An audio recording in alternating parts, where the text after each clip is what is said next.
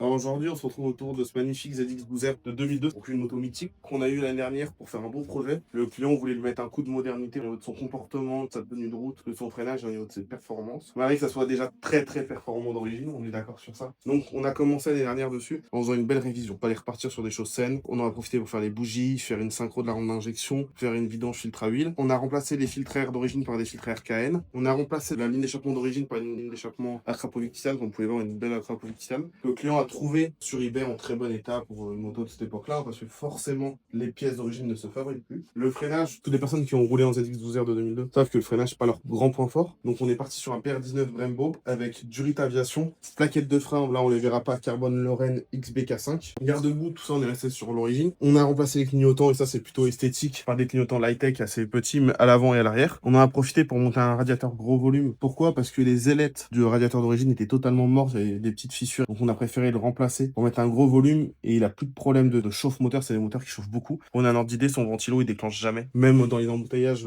la moto elle monte en température comme il en a besoin. Donc au niveau des températures, on est bon. Elle n'est pas trop froide, mais il a plus besoin de mettre son ventilo en direct. Avant, il avait un interrupteur ici pour mettre son ventilateur en direct parce que la moto elle avait tendance à trop chauffer dans les bouchons. Il a plus de soucis. Du coup, il nous l'a ramené aussi cette année pour qu'on contrôle tout ça. Est-ce que les niveaux de liquide refroidissement avaient baissé? Que c'est possible après des grosses modifications qu'il y ait quelques petits soucis. Là, rien.